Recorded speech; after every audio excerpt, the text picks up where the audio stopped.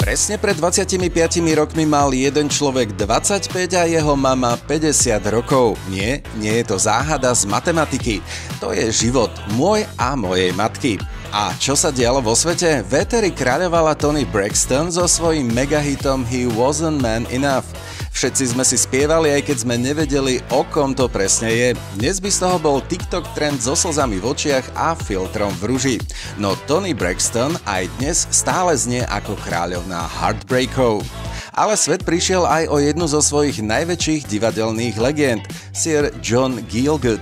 Britský herec, ktorého shakespearovské výkony sú dodnes učebnicové, zomrel vo veku 96 rokov. Ak by bol dnes medzi nami, určite by dostal Oscara, aj keby to bolo len video na YouTube Shorts. A aby ti v záplave short videí neunikla ďalšia pozvánka na prach milénia, nezabudni dať odber a like. Ale poďme späť k 21. máju spred štvrtstoročia. Na jeho temnej strane je havária lietadla Jetstream 31 v Pensylvánii. Tragická nehoda, pri ktorej zahynulo 19 ľudí, pripomenula, že aj v novom miléniu si bezpečnosť v oblakoch pýta rešpekt. Dnes po 25 rokoch máme lepšie systémy, no každá podobná udalosť je mementom. Ak si sa pri sledovaní videa dostal až sem, znamená to, že história ti nie je ukradnutá. Tak sa vidíme pri ďalšom návrate na prach milénia.